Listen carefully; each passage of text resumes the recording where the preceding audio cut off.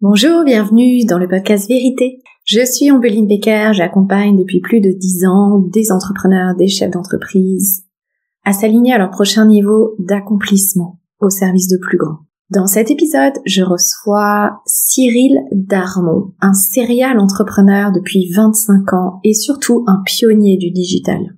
Cyril entame son chemin d'entrepreneur dans les années 90, dès la fin de ses études. Aujourd'hui, Cyril regroupe ses 4 entreprises au sein de ce qu'il appelle la Galaxie.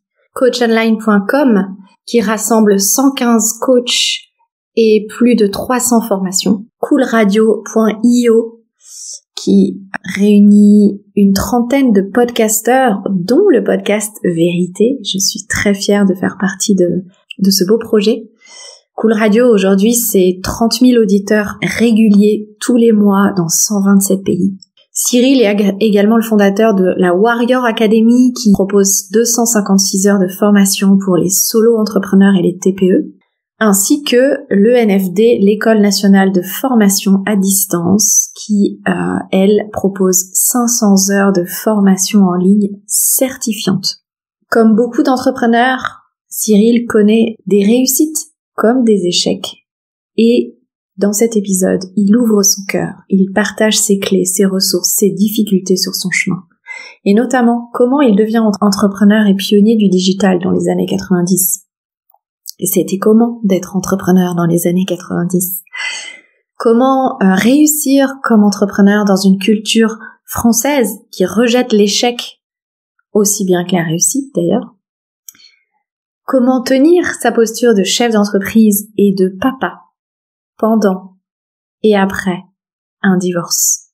Une conversation pleine de sincérité et d'humilité qui, je l'espère, vous inspirera autant que moi. Pensez bien évidemment à transférer cet épisode simplement sur WhatsApp ou sur vos réseaux sociaux aux personnes de votre entourage qui pourraient s'en inspirer également.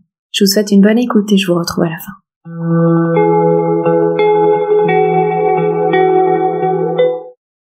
Bonjour Cyril, bienvenue dans le podcast Vérité. Eh bien, bonjour Ombeline, je te remercie beaucoup de m'accueillir aujourd'hui dans ton podcast.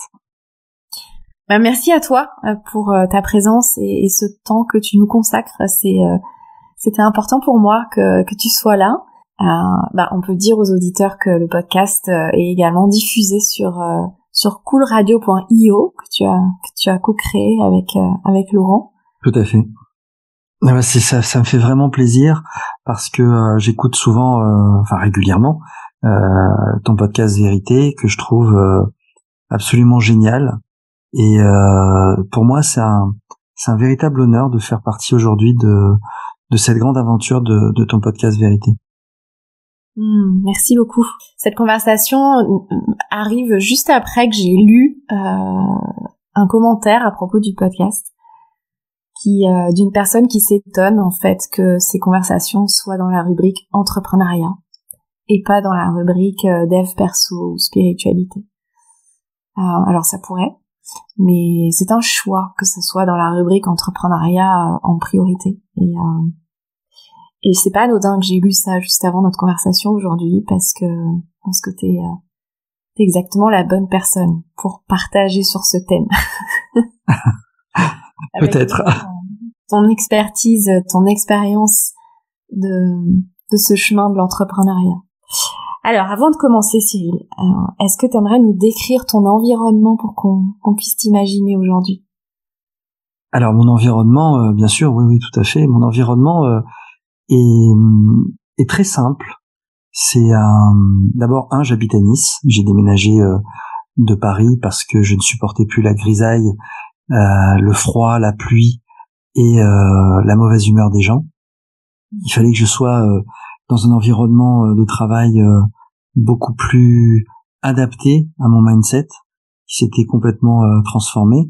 Et donc je suis parti de Paris, on va dire en un claquement de doigts, en une semaine. J'ai fait mes valises et je suis parti. Je trouve un appartement en une semaine. Le seul appartement que j'ai visité, je l'ai trouvé et je m'y suis installé.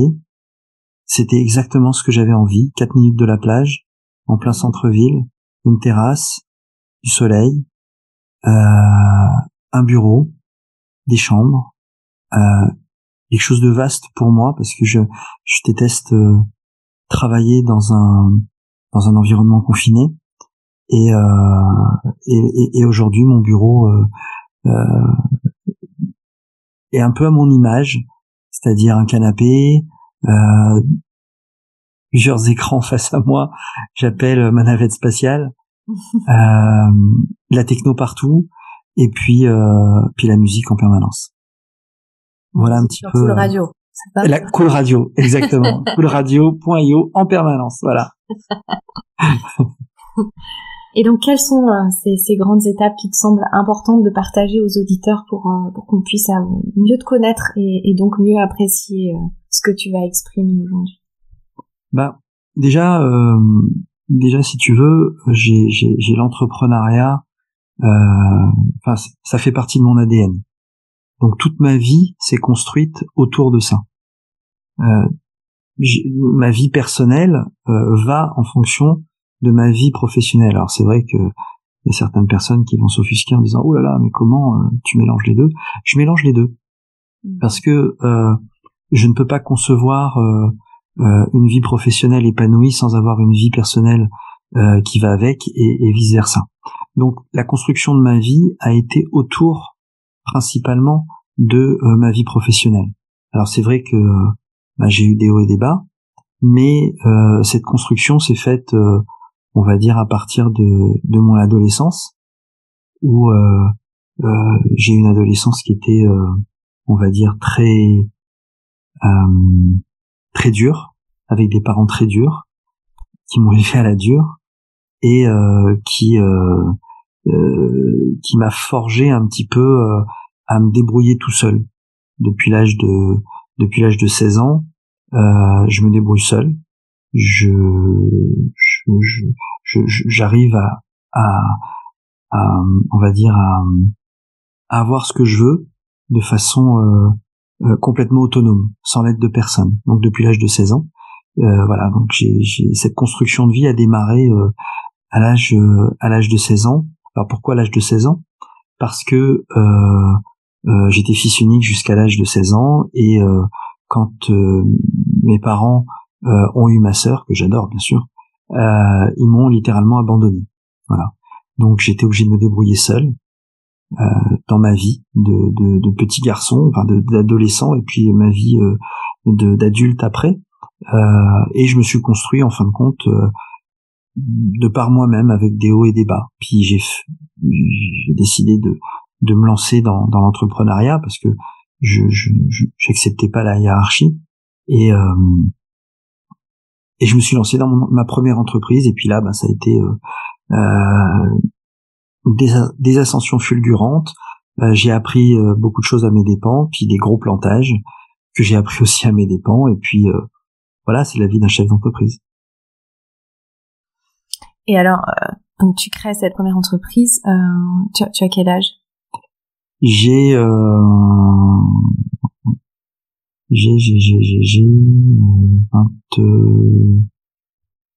28 ou 29 ans, je crois.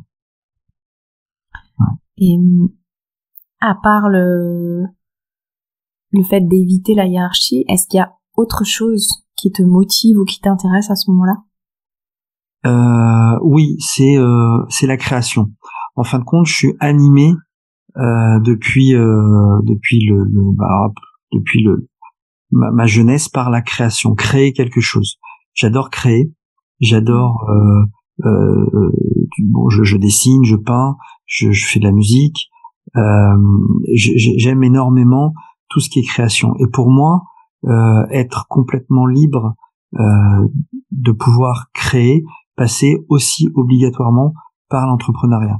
Me voir dans un bureau, dans une société pas libre, en réalité, c'est ce que j'ai pu voir dans les stages que j'ai eus quand je faisais les stages d'école.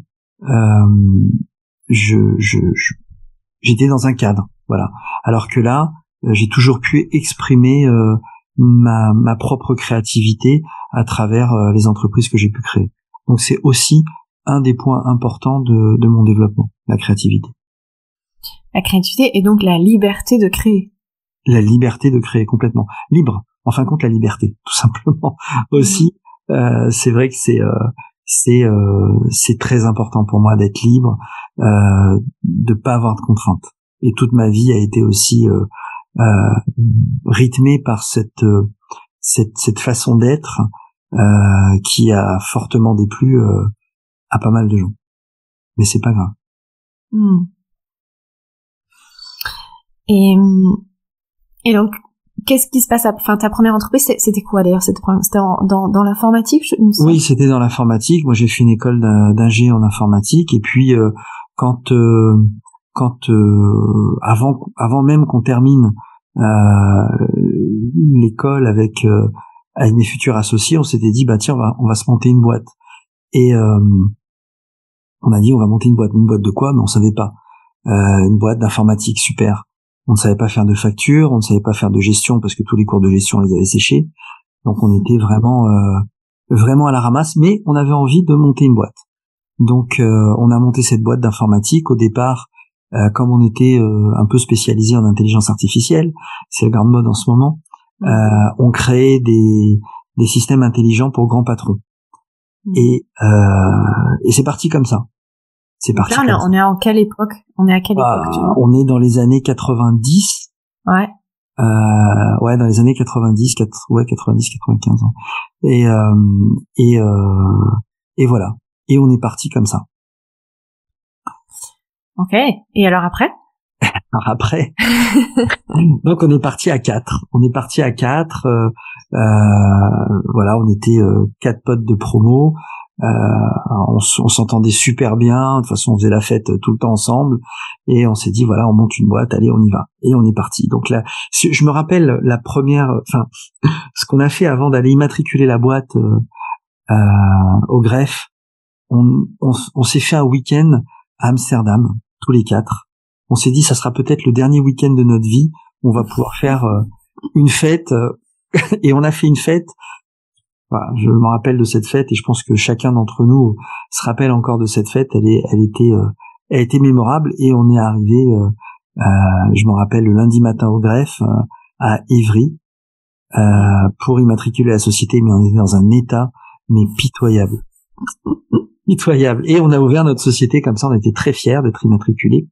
Et on s'est lancé comme ça.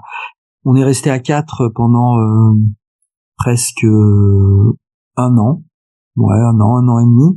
On n'avait pas de bureau. Le siège social, c'était chez un pote qui avait un appartement à Courcouronnes, qui était un véritable squat. On développait nos logiciels. Je me rappelle, on n'avait pas de bureau, donc on était assis par terre. On développait allongé, assis. Dans l'appart, il y avait des gars très très très chelous qui fumaient du ganja, qui jouaient de la guitare. C'était une ambiance très particulière. Et on a démarré comme ça notre boîte. Voilà, elle s'appelait Quicksoft Engineering, et on a démarré comme ça. On a continué avec on a eu nos premiers clients qui en réalité étaient nos stages. On était en stage dans des sociétés, et ils ont accepté. Vous vendiez des prestations. Ouais, on vendait des prestations de conseil. Voilà, des créations de logiciels. On était en fin de compte, on créait des SIAD et des EIS, c'est-à-dire sont des systèmes intelligents qui permettaient de réfléchir à la place de grands patrons. Donc on était un peu précurseurs, parce que sur leur bureau, ils avaient des écrans avec des dalles tactiles. Donc à l'époque, les dalles tactiles, les écrans tactiles, c'était pas comme aujourd'hui. Il fallait ajouter une dalle à un écran classique qui émulait une souris, et ça rendait l'écran tactile. Enfin bref. Et en fin de compte, le grand patron, le matin, avait ses indicateurs de pertinence de son entreprise, et pouvait faire évoluer ces indicateurs de pertinence pour consulter, en fin de compte, l'incidence de cette évolution sur toute l'entreprise, sur tout ce qui pouvait se passer, aussi bien en RH, en commercial, en droit, enfin dans tous les secteurs de l'entreprise. Donc c'était des programmes assez complexes qu'on mettait en place, et on a fait ça aux nouvelles messageries de la presse parisienne, on a fait ça à Air France, on a fait ça à l'UCPA, et on était très fiers de nos programmes. On se faisait complètement exploiter parce que on savait pas du tout se vendre. Donc on se faisait, enfin c'était vraiment, ils nous faisaient un hold-up à chaque fois, mais bon, on était contents. Et comment puis, vous décrochiez ces mandats, parce que j'imagine les quatre jeunes diplômés d'école d'ingénieur. Ouais, puis fallait voir les têtes. Hein. Ouais. On faisait plus peur que confiance. Bah en fin de compte, on avait décroché nos stages de fin d'études dans ces boîtes-là. On avait quand même été bons dans nos stages, et on nous proposait d'intégrer les sociétés en tant que salariés. Comme on voulait pas, et qu'on avait décidé de créer notre boîte, on a dit bah voilà, si vous voulez, vous nous engagez en prestataire de service. C'est comme ça qu'on a démarré. Mais bon, ils ont vu le filon, ils se sont dit ceux-là ils connaissent que dalle, donc on va leur donner un tarif, on va les pressuriser. Voilà, donc ils nous ont pressurisé au niveau des tarifs, on savait rien, mais bon, c'était pas grave, on était heureux, on allait bouffer le monde, et puis on avait du travail, voilà, dans des entreprises prestigieuses. Donc c'est parti comme ça. Et puis donc pendant un an. Voilà, pendant un an, on travaillait comme ça avec ces boîtes-là, et à l'époque. Bah j'étais avec une personne dont la mère était conservatrice d'une bibliothèque départementale. Et puis un jour, lors d'un dîner, elle me dit Cyril, t'es capable de faire un logiciel de gestion de bibliothèque? Je dis oui. Franchement, entrée et sortie, gérer des livres, c'est pas le truc qui va casser trois pattes à un canard. Donc elle me dit, je voudrais quand même te montrer un petit peu ce qui existe sur le marché. Donc elle me montre ce qui existait à l'époque sur le marché. J'étais mort de rire parce que les gars, ils avaient daté de l'informatique de la première ère. Ouais, mais c'était du Minitel d'ailleurs. Ouais. C'était du Minitel. Donc moi j'étais mort de rire. Je dis bah bien sûr que je vais faire un truc, voilà. Et on s'est lancé là-dedans. On a un peu délaissé le secteur B2B. Parce qu'il était en train de s'essouffler, parce que on devait se faire référencer dans ces grandes sociétés, et que se faire référencer dans ces grands groupes, il faut 3 ans de bilan, enfin la France quoi, classique. Et puis donc on a un peu délaissé ce marché-là, et on s'est lancé dans le marché des médiathèques. Donc on a construit un logiciel de gestion de bibliothèque. À l'époque, comme tu dis, tout le monde était sur Minitel, et moi j'ai dit à mes associés, j'ai dit bah on va faire de l'internet. Alors à l'époque on savait pas, parce que c'était vraiment 97 quand même. Ouais. Voilà, il y avait de l'internet, mais bon c'était vraiment un truc pas du tout courant dans les ménages, dans les entreprises et tout ça. Et j'ai dit non, on va faire ça. Puis mes associés me disent mais attends, t'es complètement fou Cyril, comment internet, ça marchera jamais, il faut faire du Minitel. J'ai dit non, Minitel c'est pas du tout, c'est bien mais ça va pas durer. Et on est parti sur le premier logiciel de gestion de bibliothèque basé sur internet.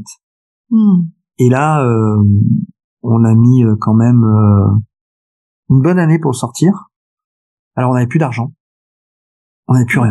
Pendant un an, vous avez vécu sans chiffre d'affaires, ou vous avez encore quelques missions Non, on avait, tu sais, quand tu connais rien au business et qu'on t'exploite un petit peu, tu as du mal à mettre un peu d'argent de côté.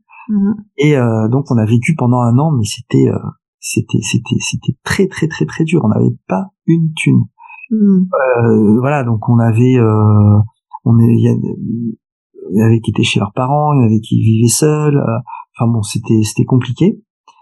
Et au bout d'un an, on a sorti le premier logiciel de gestion de bibliothèque, et on a fait notre premier salon, qui était à Chambéry, donc le salon des bibliothèques, des bibliothécaires. Et là, on a présenté notre logiciel. Alors Je te dis pas pour pouvoir y aller, prendre un stand, c'était juste un truc de dingue. Donc j'ai puis là il y avait le choc des générations, non? Ah mais complètement. Puis bon, fallait voir les dégaines, hein, je veux dire. Quand j'imagine les bibliothécaires. Hein. Ah mais c'était à mourir de rire. Bon là tu me vois pas, mais à l'époque j'avais les cheveux longs jusqu'aux épaules. Voilà, on était. Puis bon, on avait des têtes vraiment pas de chef d'entreprise pour l'époque. Les costumes on connaissait pas. Enfin bon, c'était assez. C'était l'esprit start-up quoi. C'était complètement l'esprit start-up. Complètement l'esprit start-up. Et donc je me rappelle parce que le salon coûtait vraiment un bras et on n'avait pas les moyens de le payer. Donc j'ai raconté un bobard à l'organisateur. J'ai dit voilà, je me rappelle plus ce que j'ai raconté et en fin de compte le gars j'ai dit je vous paierai plus tard. Et je me suis dit je prie qu'on ait au moins 2-3 ventes sur le salon pour qu'on puisse rembourser notre salon parce que sinon voilà, donc on est descendu, on avait juste de quoi louer un camion pour descendre. Donc on a loué une estafette et on est descendu à 4 dans l'estafette, mais il y avait que 2 places à l'avant et les 2 autres étaient à l'arrière dans le noir de Paris à Chambéry sur des chaises qu'on avait empruntées à nos parents du salon, tu vois. Et voilà, et on est descendu comme ça, on a fait notre premier salon, on a fait un carton plein, il y avait la queue. Ils avaient jamais vu ça dans le monde des bibliothécaires. Ils avaient jamais vu ça dans l'histoire de bibliothécaires. On avait la queue pour que les bibliothécaires viennent se renseigner sur le nouveau logiciel qui était sorti voilà de notre tête et puis c'est parti très très fort. C'est fou parce que tu vois, moi j'étais persuadée que c'était un système d'appel d'offres. Alors voilà. Ouais. À l'époque, faut savoir qu'à l'époque, les appels d'offres, c'était que pour les très grosses structures. Nous, on s'attaquait aux petites et moyennes bibliothèques. Donc, on était sous les radars. Okay. Tu vois, on était sous les radars et donc on pouvait passer sans les appels d'offres sur des marchés négociés, tu vois. Et bon, puis on était tellement en avance par rapport à la concurrence que les bibliothécaires, ils se seraient flagellés pour prendre notre logiciel, quoi. Donc puis ça a été vous ameniez une vraie rupture quoi. Enfin mais ça a été radicalement différent.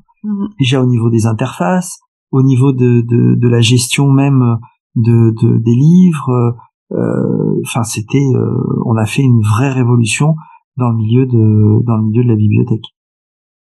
Puis bon avec nos têtes on se différenciait, on passait pas inaperçu quoi. C'était pas non, c'était vraiment tu vois l'esprit start-up qu'il y a pu avoir c'était l'époque d'ailleurs hein. Voilà, on était bien avant l'époque start-up. Ouais, enfin juste avant on était juste avant et puis voilà, donc c'était tu vois, t'imagines sur les stands où tout le monde est en costume, cravate, nous on était en short, t-shirt parce qu'il faisait chaud quoi. Ouais. Avec marqué Iron Maiden sur le t-shirt, non? Ouais, quasiment.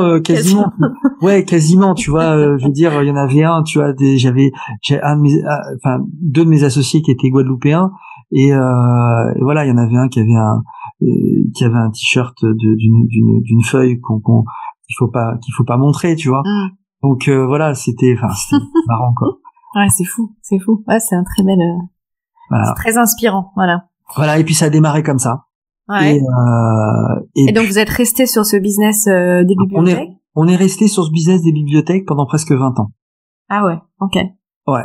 Et on a fait un carton planétaire parce que notre produit s'est vendu en France puisqu'on était francophone et dans tous les centres culturels français à l'étranger. Ok. Voilà, on en a vendu au Canada, on en a vendu partout, un peu partout, sur les petites et moyennes bibliothèques.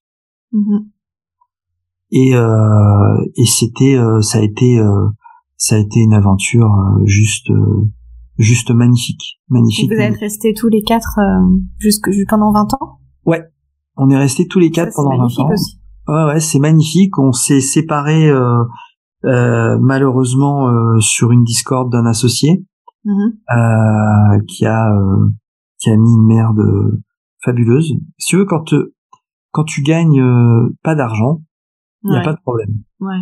Tu vois, il y a pas de problème. Mais quand tu commences à gagner beaucoup d'argent, c'est là où arrivent les problèmes. Non pas entre associés, parce qu'on était hyper unis, parce qu'on savait d'où on venait, mais on va dire les épouses qu'un des associés avait a foutu la merde dans toute la bande, quoi. Voilà. Donc c'était quoi? C'était le besoin de pouvoir, c'était ouais, c'était tu peux te débrouiller seul, franchement t'as pas besoin d'eux, quoi. Ouais. Et en réalité cette boîte on l'avait montée à 4, c'était une magnifique entreprise, on était à 2 doigts d'entrer en bourse et voilà. Et bon, ça s'est fini. C'est pour ça que vous avez vendu à ce moment-là? Voilà, on a vendu, on s'est vite on s'est séparés. On est parti avec les 3 associés au Canada.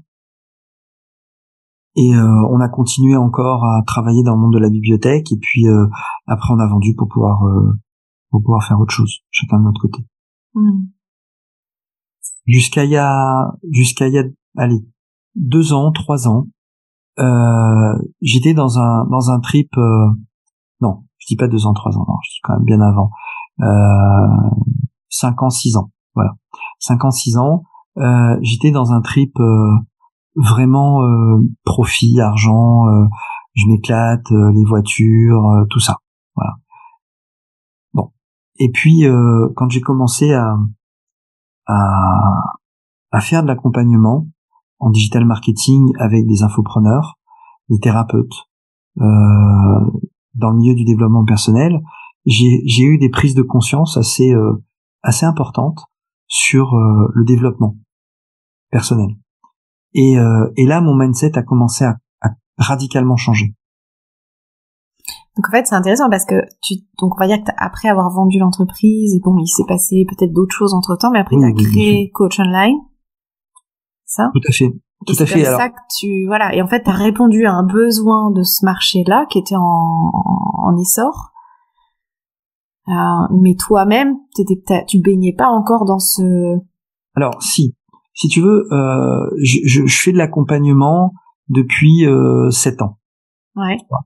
Sur du digital marketing, la mise en lumière de coachs, de formateurs, de thérapeutes, de petites structures. C'est volontaire de ma part. Et si tu veux, j'ai appris à connaître l'humain, j'ai appris à connaître le sentiment profond de mes clientes, et ma façon de voir les choses a changé. Et à partir de là, je me suis dit, tiens, ça serait intéressant de faire une place de marché, comme disent les Américains, une marketplace, où il y aurait des formations, des coachings, de personnes que j'accompagne. Alors j'ai regardé autour de moi ce qui se créait, ce qui se faisait. Les Américains étaient assez avancés, et j'ai été séduit par les business models de Netflix, et je me suis dit, ben voilà, pourquoi pas mettre en place une plateforme à la Netflix où les personnes pourraient adhérer mensuellement ou annuellement et voir autant de formations qu'elles le désirent, sans aucune restriction de temps, de nombre de formations à visionner, et de pouvoir par la suite rentrer en contact direct avec les formateurs ou les coachs qu'elles apprécient. Et ce qui était important pour moi à ce moment-là, c'était plus cette notion d'argent. Il faut avoir de l'argent, ça c'est clair, parce qu'il faut payer ses factures, il faut vivre, il faut manger, faire plaisir à ceux qu'on aime. Mais l'intention première de Coach Online est le partage et l'échange. Je voulais absolument que les coachs, les formateurs, les conférenciers présents dans la plateforme et ce même ADN que moi, qui était le partage et l'échange. Il y a des coachs que j'ai pas acceptés, il y a des coachs que j'ai virés de la plateforme parce que justement ils étaient dans cet esprit fric que j'avais avant, que je ne voulais plus aujourd'hui, que je ne veux plus aujourd'hui. Voilà. Et est-ce que tu pourrais nous en dire un peu plus sur justement ce qui fait que t'en veux plus de cet état d'esprit? Pourquoi t'as voulu changer ça? Qu'est-ce que t'as appris qui t'a amené à changer? En fin de compte, ce qui m'a amené à changer, c'est que je me suis aperçu que j'ai pu être riche, très riche, mais que intérieurement je l'étais pas. J'étais pas nourri de certaines choses et ça me manquait. Et en fin de compte, je me suis aperçu en accompagnant des coachs, des formateurs, des thérapeutes, que la richesse était pour eux bien au-delà de la richesse matérielle. Alors, je suis matériel, on l'est tous, plus ou moins. Mais je me suis aperçu que, en fin de compte, cette richesse devait être nourrie par autre chose que le matériel. Et progressivement, sans vraiment m'en apercevoir, mon mindset, ma façon de voir les choses a radicalement changé. Et j'en suis très content aujourd'hui. J'adore ta réponse parce qu'il y a une des questions que j'avais préparées, ou plutôt une des intentions que j'avais préparées pour cet épisode, c'était de trouver le lien entre l'entrepreneuriat et la spiritualité. Et je pense que c'est la richesse. C'est exactement ça. C'est la richesse, c'est être capable, si tu veux, et j'ai du mal à le faire, hein, de ce fameux lâcher prise. Tu construis un business, t'as envie que ça marche, bien sûr, t'as envie d'en vivre, bien sûr, mais t'es focalisé la plupart du temps sur ton résultat. T'es focalisé la plupart du temps sur ton chiffre d'affaires. Et ce qu'il faut arriver à faire, et c'est très très dur à faire, je suis pas certain d'arriver à le faire, c'est de lâcher prise, de se dire, ça va aller. Et c'est ce que je me dis la plupart du temps, parce que je n'ai pas que des business qui marchent, faut être honnête. Il y a des choses des fois qui ont du mal à marcher, qui ont du mal à démarrer. Je me dis, non, ça va aller. Ça va aller, je crois en ce que je fais. J'adore ce que je fais, j'aime ce que je fais parce que je donne des choses à des personnes qui en ont besoin et je lâche prise, ça va aller. Et à partir de là, je me nourris, je deviens riche, je suis heureux, tu vois. Et tout suit normalement. Oui, et aussi parce que effectivement t'as expérimenté la richesse matérielle. J'ai expérimenté la richesse matérielle, c'est clair. Et effectivement, c'est peut-être nécessaire d'aller l'expérimenter dans la matière pour pouvoir la lâcher après, pour pouvoir aller au-delà. Tout à fait. Tout à fait. C'est pour moi aujourd'hui on va dire cette matérialité qui habite peut-être 90% des chefs d'entreprise, où il faut avoir une rentabilité. Ce que je peux comprendre au niveau économique, c'est tout à fait louable d'avoir cette rentabilité quand on a des associés, quand on a des investisseurs, où il faut rendre des tableaux de bord réguliers. Mais en réalité, c'est pas ça. C'est pas ça la vraie richesse d'un chef d'entreprise. C'est quoi? C'est la plupart du temps, c'est être dans un club de sport super high level, de rouler avec des super belles voitures, de partir aux quatre coins du monde à chaque vacances. C'est bien, c'est génial, je l'ai vécu. Mais au final, intérieurement, alors il y en a qui vont me dire mais non, moi je suis très bien. Et je le disais, je suis très bien. Mais quand tu commences à changer ton mindset, quand tu commences à réfléchir un petit peu sur toi-même, tu t'aperçois que la richesse, c'est pas ça. C'est pas ça. Tu as des moines tibétains qui vivent de rien et qui ont une richesse extraordinaire. Tu vois le film que j'ai toujours en tête, qui est un blockbuster, c'est je sais pas si tu l'as déjà vu, c'est Le Dernier Samouraï.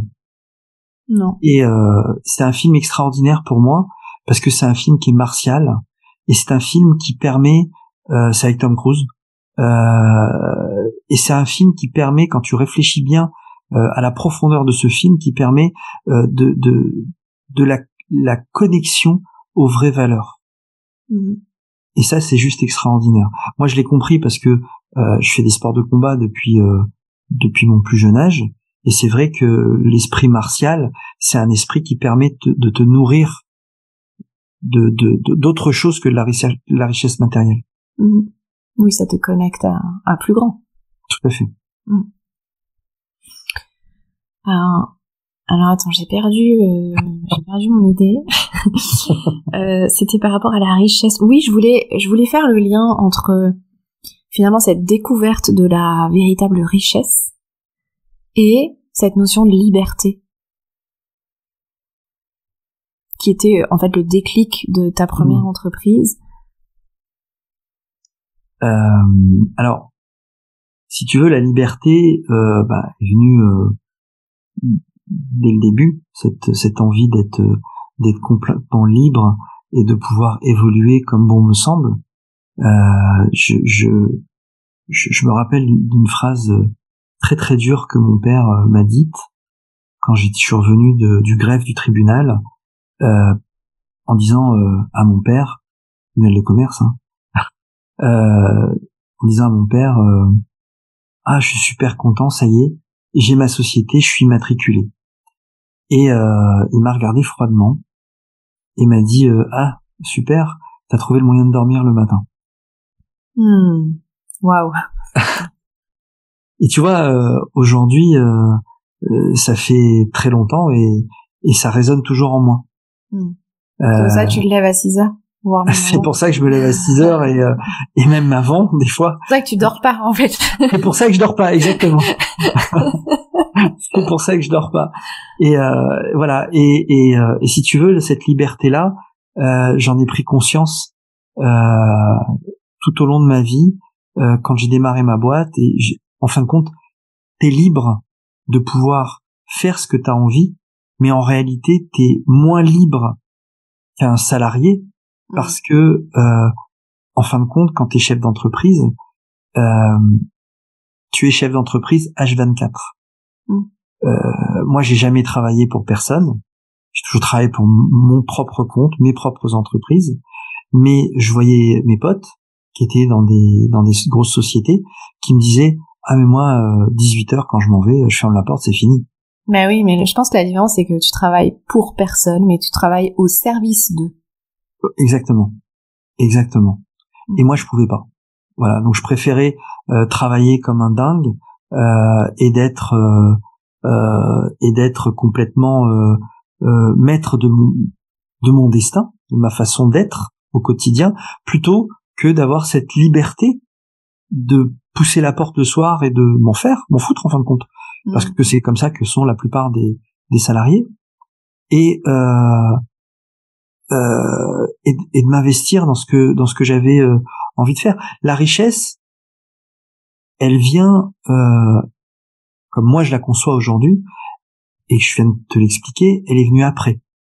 Mais aujourd'hui, la liberté que j'ai avec la richesse que j'ai pu acquérir tout au long de ma vie et depuis quelque temps maintenant, en fin de compte, c'est un duo extraordinaire.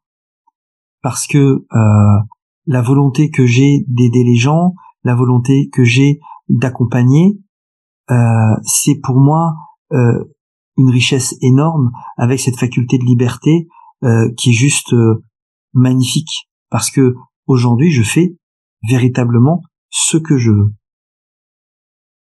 Ce que je veux en faisant du bien, en essayant de faire le maximum de bien. Alors c'est vrai que un discours comme ça, c'est complètement antinomique pour un chef d'entreprise, mais je m'en fous. Oui, ça t'empêche pas de bosser 20 heures par jour. Ça m'empêche pas, pas du tout. Je bosse 20 heures par jour, j'ai un business, j'ai cette notion de bien entendu de rentabilité parce que il y a du monde, il y a une équipe, Coach Online, il y a une équipe Cool Radio, il y a une équipe pour Air Academy, voilà, il y a une équipe qui tourne. Donc il faut que tout le monde puisse vivre et manger. C'est pas facile tous les jours, je le dis, mais moi je suis heureux.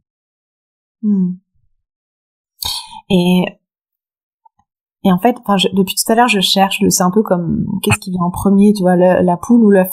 Je trouve c'est la liberté ou la richesse, tu vois. Je trouve que c'est une conversation sans fin, mais finalement cette liberté qui est effectivement une quête qui mène souvent à l'entrepreneuriat, mais qui est aussi qui masque aussi la liberté financière.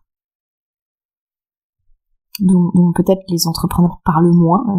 On ose peut-être moins dire moi je veux entreprendre pour faire de l'argent, pour gagner de l'argent, parce que même si on a un pourquoi, même si on a une motivation autre, on veut aussi être libre matériellement. Et donc quand on vit cette liberté financière ou matérielle, on se rend compte que finalement il y a autre chose et que cette liberté financière, elle nous rend pas si libres que ça. Et peut-être que c'est là qu'on vient se relier à quelque chose de plus grand, qu'on vient se relier à une autre dimension, à une autre fréquence de la liberté, voire de la richesse, et qu'on trouve notre véritable pourquoi. Tout à fait. Alors je voudrais rebondir sur la première partie de ce que tu viens de dire. Il y a une phrase en France qui est juste représentative de la mentalité française, et je vais dire pourquoi je parle de la mentalité française. Vivons heureux, vivons cachés. Oui, puis gagner sa vie. Voilà. Et si tu veux, en France, l'argent c'est sale. J'ai pas honte de le dire. C'est pas bien de gagner de l'argent. C'est pas bien d'être chef d'entreprise. C'est pas bien de rouler en Porsche. C'est pas bien de rouler en Ferrari. C'est pas bien de dire que on se barre en vacances en jet privé. C'est pas bien. Le chef d'entreprise en France est mal vu. La réussite est mal vue. Moi, j'en parle vraiment en connaissance de cause. J'avais pour clients des municipalités. J'avais pour clientes des bibliothécaires. Avec une mentalité parfois très étriquée. Oui, plus de peut-être de fonctionnaires ou... Exactement. Ouais. Et je faisais très attention à aller en clientèle avec une Clio. Tu vois, un jour j'ai pas pu faire autrement, j'ai pris ma voiture personnelle qui était une très belle voiture, voilà. Je me suis fait lyncher. Cliente m'a dit ah là là, bah vous embêtez pas Quicksoft, hein. Et là la réaction que j'ai dit mais vous préférez quoi, un éditeur qui va fermer et mettre la clé sous la porte dans un an, ou un éditeur qui a de l'argent et qui justement va avoir une entreprise pérenne?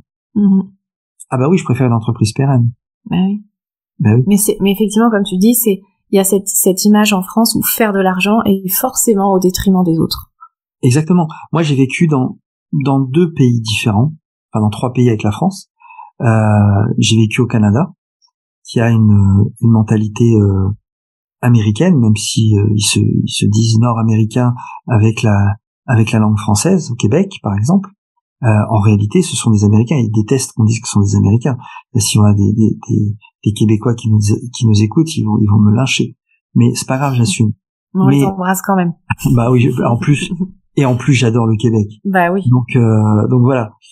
Mais ils ont une mentalité qui est extraordinaire. Ouais. Parce que justement l'entrepreneuriat est une force chez eux. L'entrepreneuriat est une réussite. J'ai vécu au Canada et j'ai vécu en Israël, où là on a la mentalité américaine qui est à outrance. Et en fin de compte, la réussite fait partie de la vie des gens. Il faut réussir pour eux. Et on s'aperçoit que l'échec dans ces pays-là, aux États-Unis, en Israël ou au Québec, fait partie de la réussite. En France, on peut pas avoir l'un sans l'autre. Non, mais en France, si tu veux, quand tu échoues, tu es complètement marqué au fer rouge. T'es blacklisté à la banque, tu es vraiment le vilain petit canard à qui il faut plus rien faire confiance, tu vois. Aux États-Unis, au Canada, si tu ne marques pas sur ton CV ou sur tes papiers pour pouvoir faire des levées de fonds que tu as eu des échecs, ils te regardent même pas. C'est intéressant ça. Tu vois, parce que justement l'échec fait partie de la réussite. Parce que quand tu échoues, tu apprends. Quand tu échoues, si vraiment t'es pas trop une bille, faut être honnête aussi, tu apprends de tes erreurs. Tu grandis, tu te nourris de tes erreurs pour justement pas refaire les mêmes choses. Et c'est ça qui est important justement dans la mentalité du chef d'entreprise. Aujourd'hui, on est en train d'avoir cette mentalité qui est en train de s'installer chez les jeunes. Mais aujourd'hui, tu as beaucoup de jeunes qui partent aussi à l'étranger parce que le pays, qui est un magnifique pays, ne propose pas justement ce développement, cette explosion que peut avoir un jeune en devenant chef d'entreprise. Tu vois, aujourd'hui, cite-moi une entreprise qui est l'équivalent de Google française. On va te parler, tu vas dire, ah oui, mais le groupe LVMH. Le groupe LVMH, faut voir les actionnaires qui sont dedans. Oui, c'est pas ce que j'appelle un groupe français. Tu vois, voilà. Moi, quand j'étais étudiant, j'ai créé ma boîte et il y avait des jeunes qui avaient créé aussi leur boîte juste un an avant nous. J'ai un trou de mémoire par rapport au nom de la société. Les gars avaient fait le tour des banques françaises pour trouver à l'époque 50 000 francs, pas euros, pour créer leur structure. Toutes les banques françaises les avaient jetés. Ils sont partis en Allemagne. On leur a ouvert tout de suite une ligne de crédit. Ils ont démarré leur boîte. Aujourd'hui, c'est une des boîtes les plus puissantes dans le monde des logiciels de gestion. J'ai un trou de mémoire, ça va me revenir. Voilà. Voilà la mentalité française. La mentalité française, si tu veux, c'est quand tu vas voir ton banquier, il regarde ton bilan. Donc il regarde ton bilan par rapport à l'année dernière. Mais si tu as par exemple une explosion de croissance à un instant T, il te fera aucune facilité de caisse par rapport à un bilan qui pouvait être négatif l'année précédente. Ouais. Tu vas au Canada, ils regardent le mois précédent. Ils vont te prêter sur le mois précédent. T'imagines la force? T'imagines la force de l'entreprise? Ouais, et de toute façon, tu le disais tout à l'heure, à partir du moment où on fait de l'argent et où on commence à faire beaucoup d'argent, c'est là aussi que les problèmes arrivent. Donc notamment dans la relation d'associés, etc. Mais même personnellement, on vit dans un pays où c'est difficile de gagner beaucoup d'argent. C'est très dur. Je valide à fond. C'est excessivement dur. On peut bien vivre en France. Il y a pas de débat, attention, hein. On peut bien vivre. Mais on peut pas exploser. On peut pas exploser, il y a un plafond. Voilà. Et moi, ma vie, c'est l'explosion. Voilà. Alors, tu vas me dire, Cyril, qu'est-ce que tu fous en France? Je suis rentré en France il y a 5 ans. Avant, j'étais à l'étranger. Pour des raisons personnelles. Mais aujourd'hui, j'ai envie de jouer la carte française parce que je suis français, profondément attaché à mon pays. Je sais que je vais me faire allumer en charge, en taxes, en ce qu'on veut. Mais l'objectif n'est pas de rester 100% en France. Malheureusement. Mais en fait, est-ce que c'est possible de rester 100% en France? Non, c'est pas possible. Non, c'est pas possible. Non, c'est pas possible. C'est il faut il faut avoir du vécu, on va dire un peu comme moi, pour être capable de réfléchir à des solutions qui sont hybrides. Oui. Mais non. Et aujourd'hui, pour recentrer un petit peu plus sur ta question initiale par rapport à l'entrepreneuriat et à la spiritualité, aujourd'hui, être chef d'entreprise, c'est une vraie vocation. C'est quelque chose qui doit profondément nous habiter pour pouvoir se lancer dans l'entrepreneuriat. Oui, et je crois que tout ça, ça fait partie des intentions que tu avais pour nos auditeurs. Oui. Aujourd'hui, c'est vrai que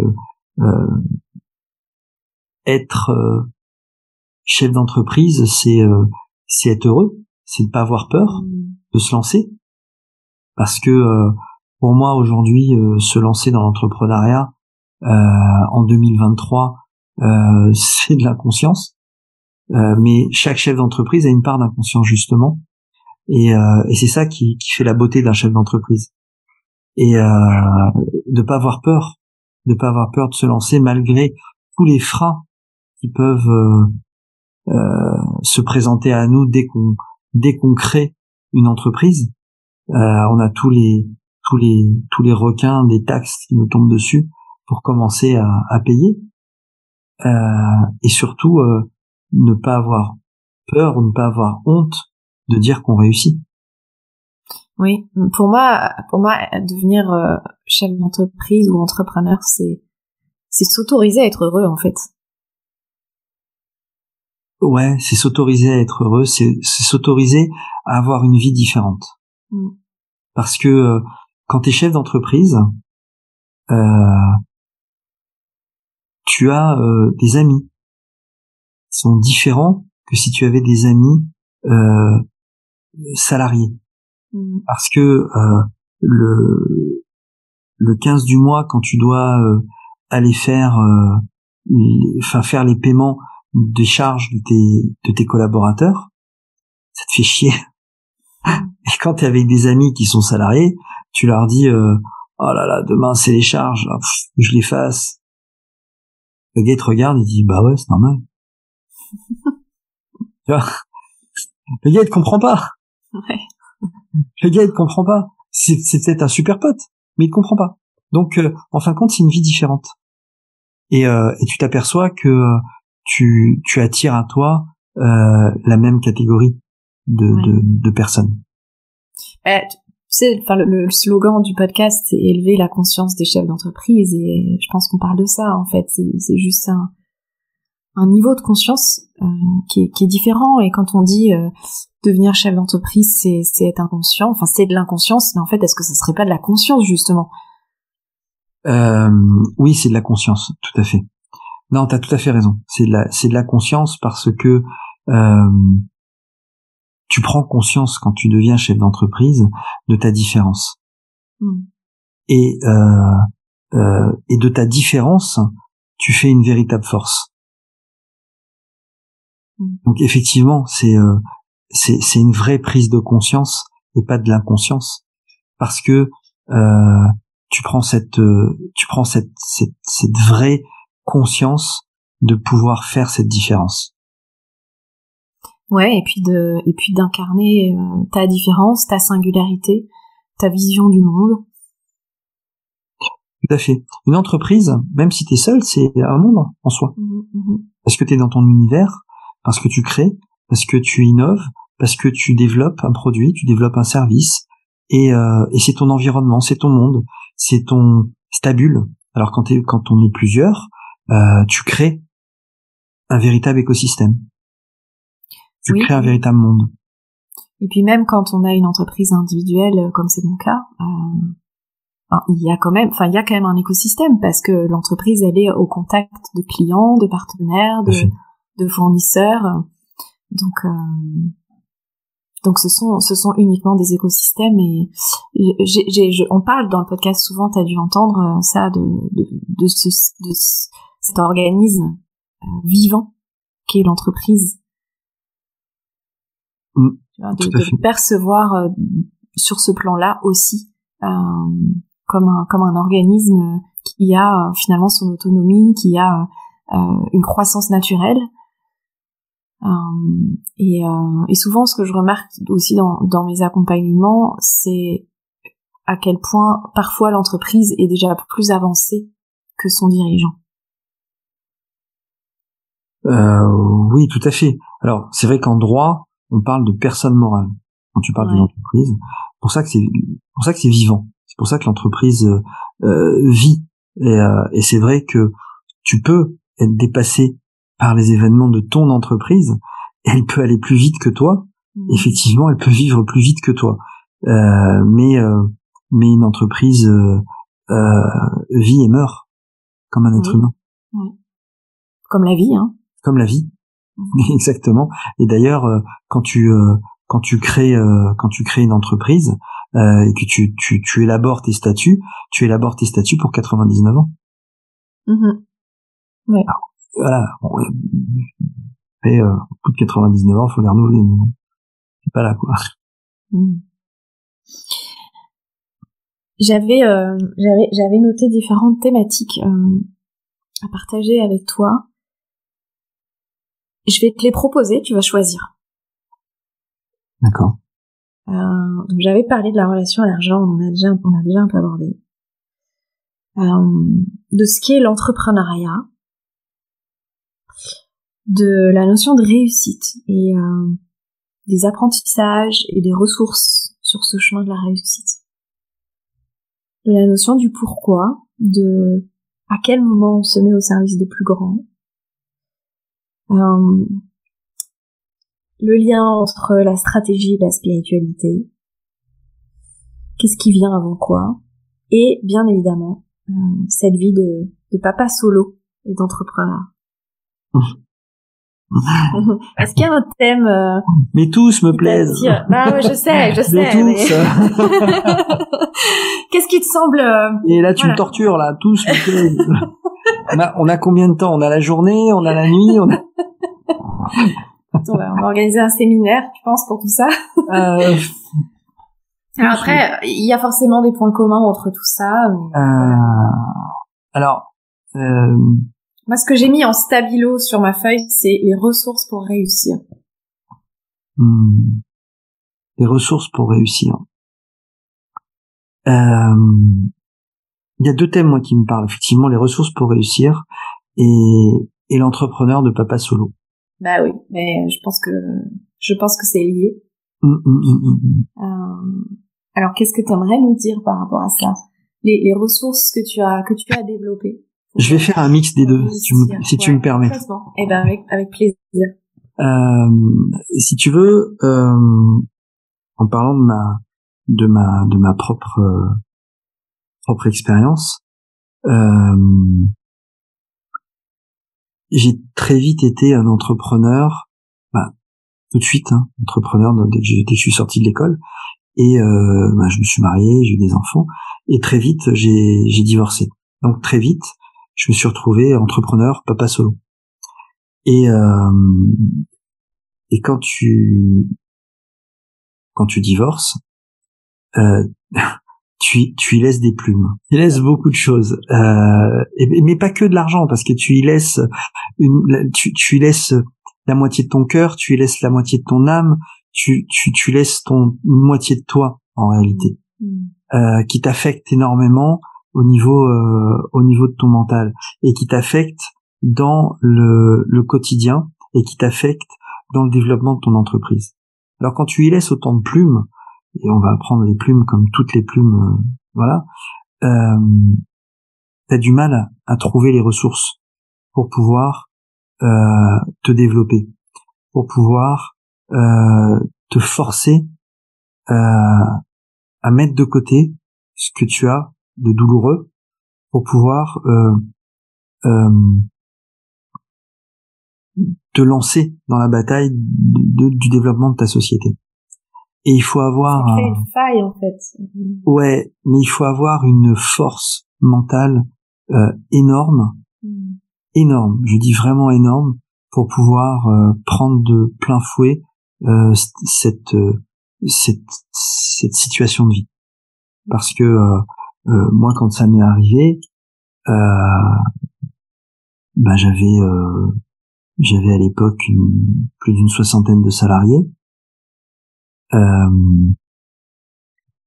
J'étais, ça allait plutôt bien, et il a fallu que moralement je puisse encaisser le fait de ne plus avoir ma vie de famille, qui est pour moi l'équilibre même de mon équilibre. Et c'est peut-être même une de tes valeurs en famille aussi. Ah, mais c'est complètement, c'est une de mes valeurs, c'est peut-être c'est la principale de mes valeurs, la famille. Et ça a été tellement violent qu'il a fallu que j'aille puiser au plus profond de moi pour ne pas tout foutre en éclats, tout balancer. Et si tu veux, les ressources que j'ai pu, parce qu'après il a fallu que je vive au quotidien, à gérer 2 enfants en bas âge, mon entreprise, mes déplacements, Tu les avais une semaine sur 2? Je les avais un week-end sur 2, et je les avais du mardi soir au mercredi soir, toutes les semaines. D'accord. Alors, je peux te dire que c'était rock'n'roll, parce que d'abord, ceux qui me connaissent et qui nous écoutent aujourd'hui doivent rigoler, parce que j'ai des problèmes de date, j'ai des problèmes de positionnement dans le temps. C'est très compliqué pour moi. Donc il fallait que je gère. Le week-end sur 2, tu vas me dire, c'est jouable. Mais c'était compliqué pour moi, et c'était compliqué aussi le mardi soir et le mercredi soir, que je devais mixer avec mes développements à l'international. Parce que, comme je t'ai dit, le logiciel de gestion de bibliothèque était vendu partout, et comme j'adore voyager, c'est moi qui faisais toutes les installations des logiciels dans les centres culturels français à l'étranger. Donc il fallait que je combine mes déplacements pour arriver pile poil le mardi soir à 19h devant la porte pour pouvoir récupérer mes enfants. Et je les avais jusqu'au mercredi soir, et une semaine sur 2, le jeudi matin je reprenais l'avion et je m'envolais aux 4 coins du monde. C'est comme mardi d'après. Voilà. Donc je peux te dire que des fois je me réveillais le mercredi matin avec un jet lag de taré, je ne savais pas pendant peut-être 10 secondes où est-ce que j'étais.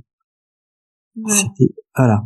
Donc si tu veux, ces 2 thématiques pour moi sont étroitement liées, et c'est vraiment des thématiques qui me parlent à fond, parce que ça a été compliqué pour moi de pouvoir mélanger tout ça. Et alors, si t'avais des conseils à donner ou un retour d'expérience à nos auditeurs, ce serait quoi? Tu vois, ça serait par rapport à ça? Par rapport à ça? Ouais, par rapport à ce chemin à cette notion de réussite, à ces ressources à déployer, à cette notion de réussite ou d'échec. Tu vois, si on devait redessiner le chemin. Ouais, c'est d'avoir envie. Voilà. Tu vois, notre ami Johnny disait envie d'avoir envie. C'est ça, c'est d'avoir envie au plus profond de ses tripes, quoi qu'il arrive, de créer, de développer, de voir une idée, un bébé grandir, de se développer, pourquoi pas de le vendre. Mais cette envie. Bébé. Je parle de bébé, de produit. pas de bébé. Hein. Ça, c'est un autre business encore. Hein. Ça, c'est un autre business. Là, c'est un autre business. Mais ouais, de voir son bébé grandir, enfin son entreprise, ouais, parce que c'est un bébé en réalité. Ouais. Quand on démarre, on est là à s'en occuper comme un bébé. Au départ, c'est ce qui se passe. Et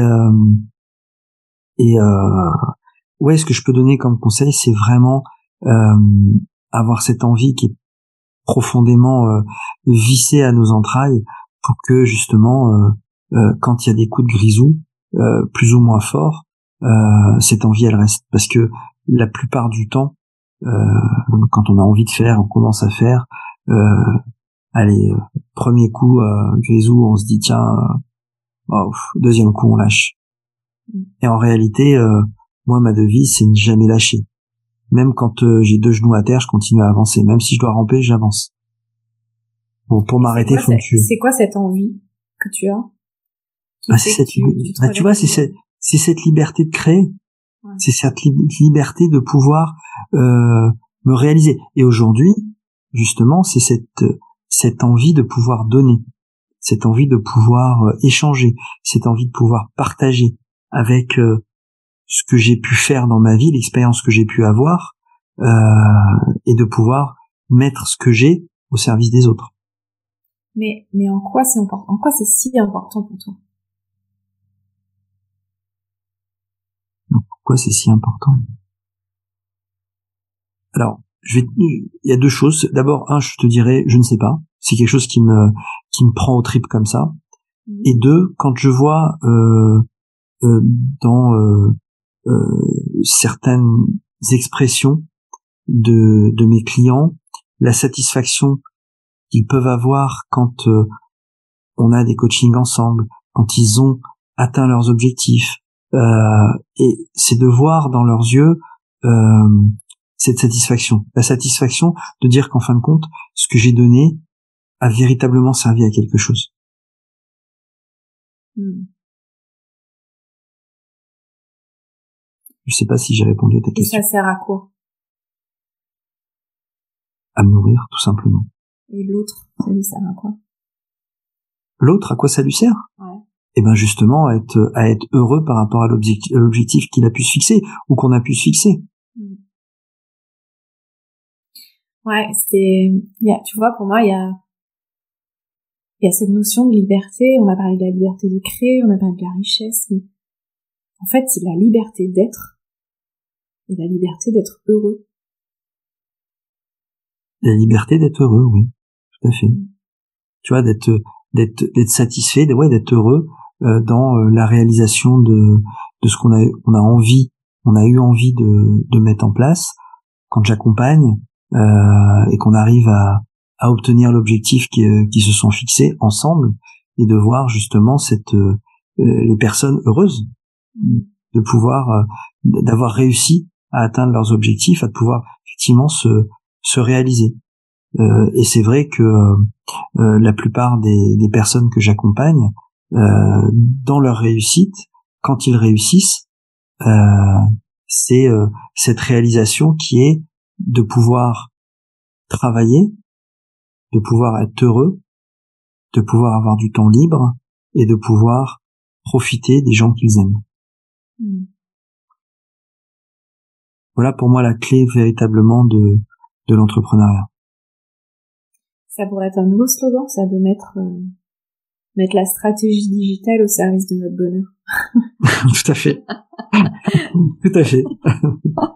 Tout à fait.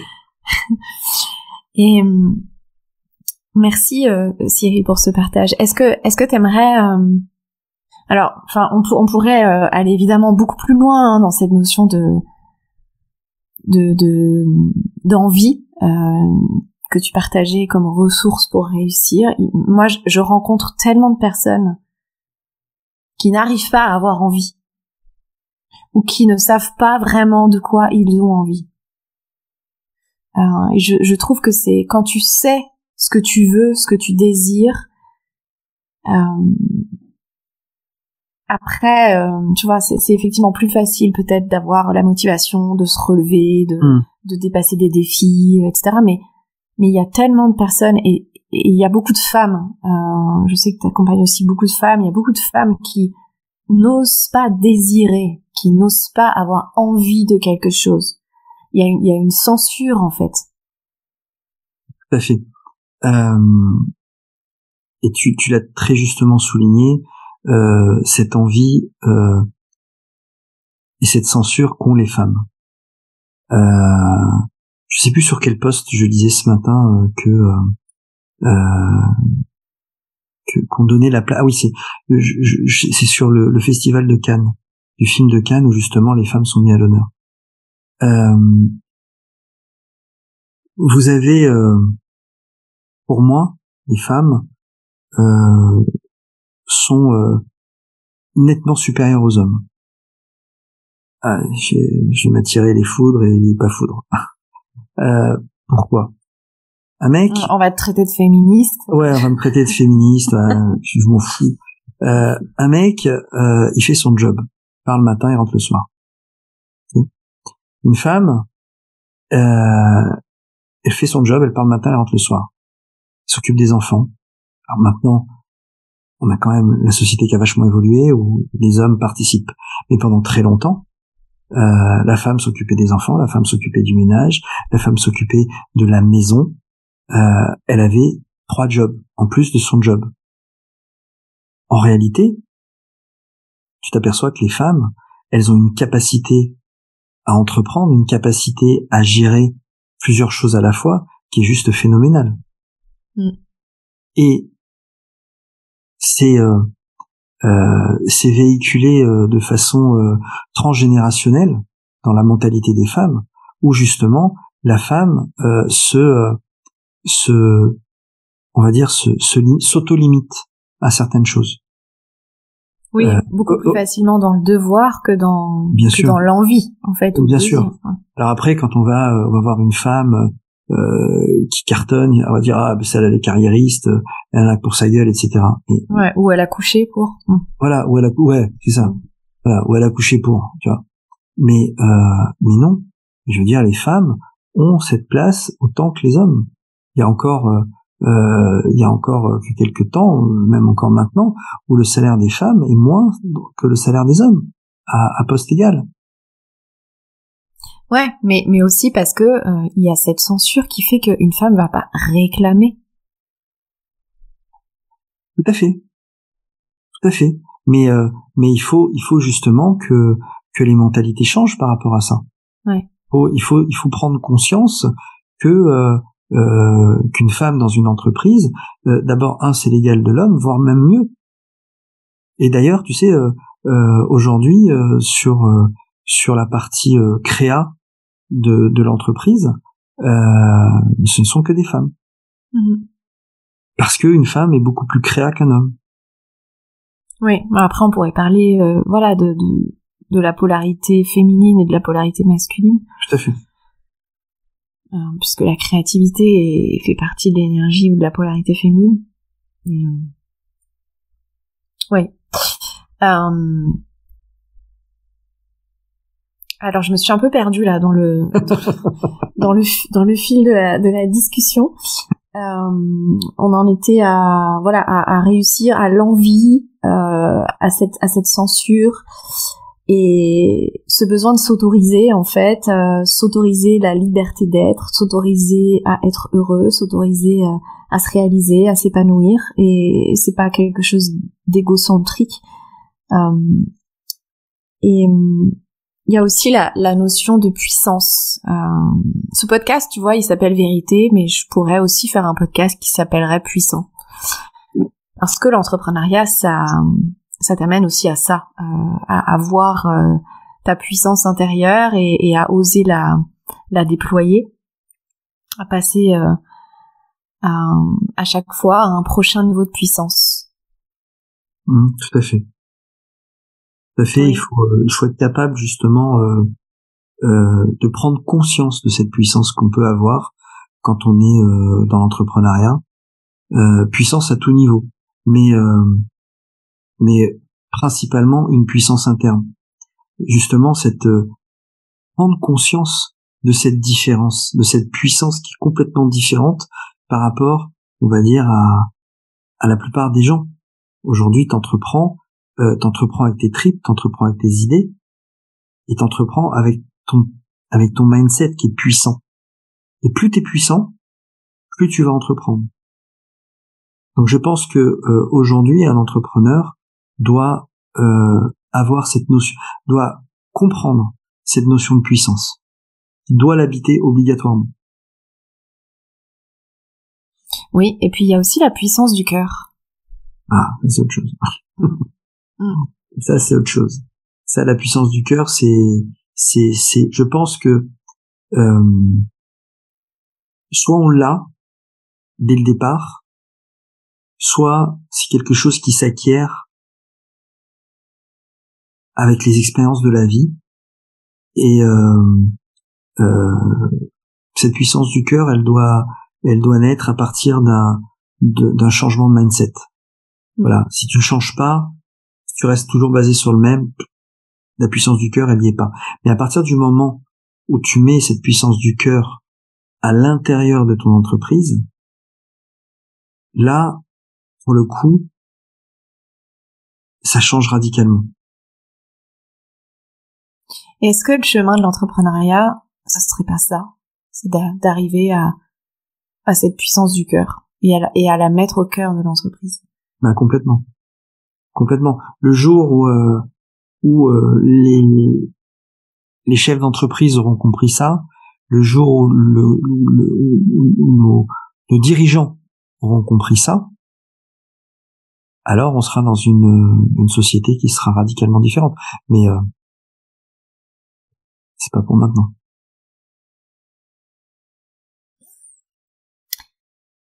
Et pour terminer un petit peu et compléter cet échange, j'aimerais, vu ce qu'on vient d'exprimer là, que tu me dises pourquoi toi tu penses que c'est important que ce podcast soit dans la rubrique entrepreneuriat. C'est important parce que les chefs d'entreprise, les entrepreneurs solo doivent prendre conscience que le développement personnel doit faire partie intégrante de leur propre vie.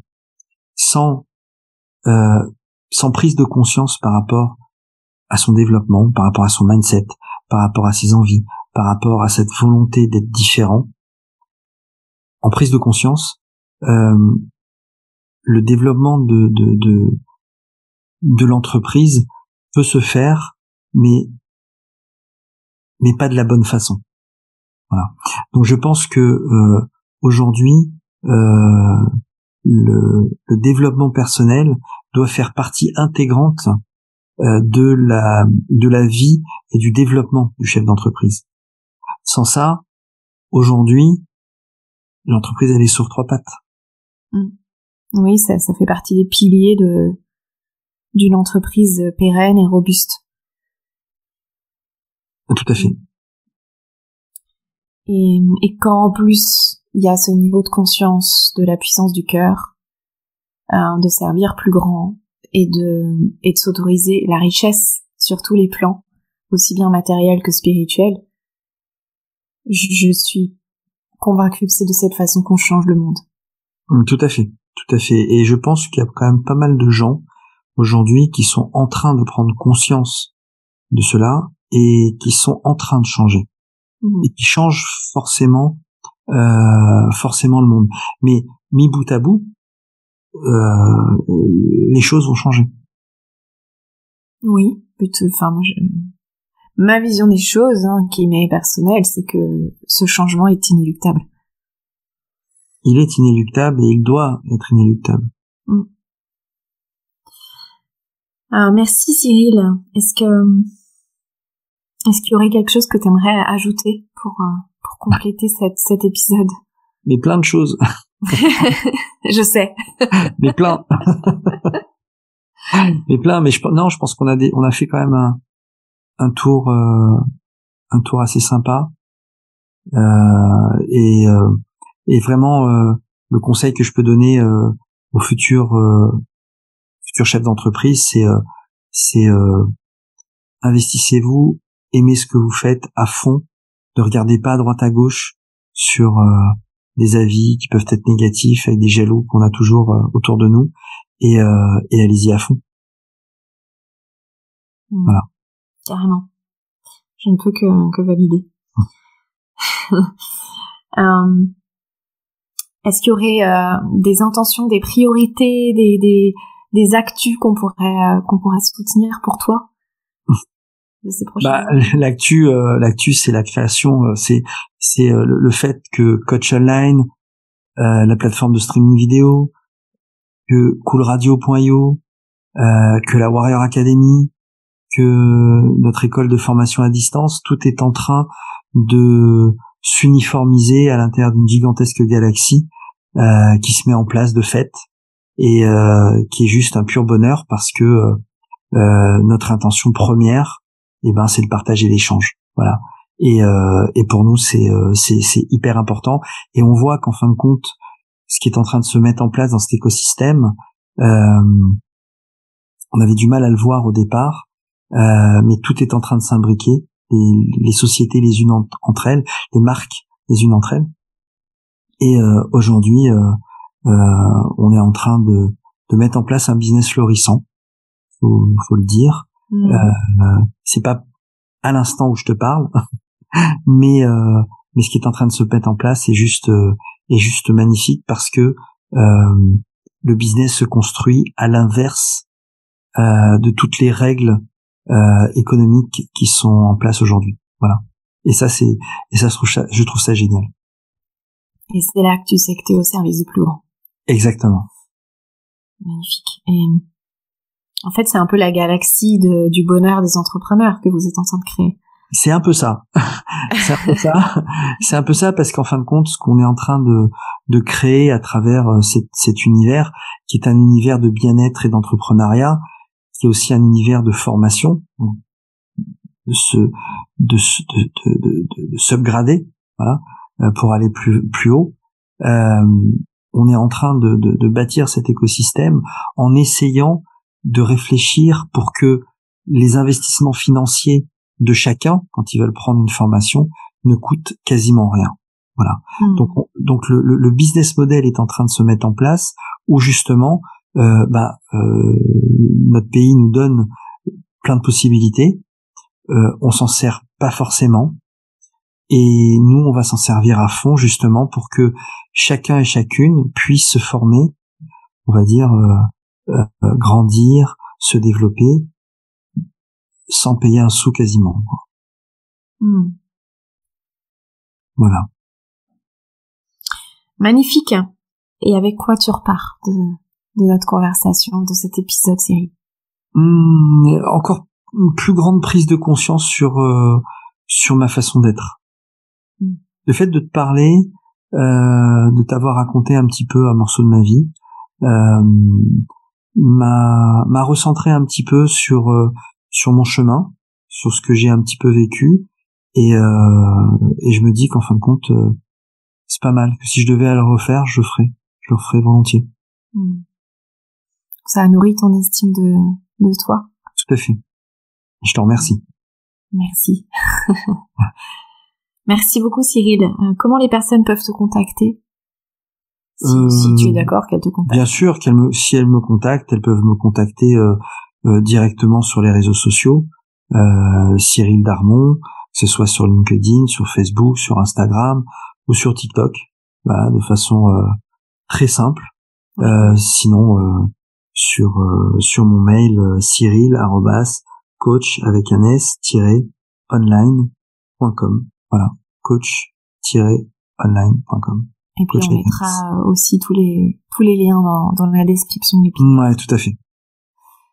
Merci beaucoup, Cyril. Merci à toi, Ambeline, et puis à très bientôt.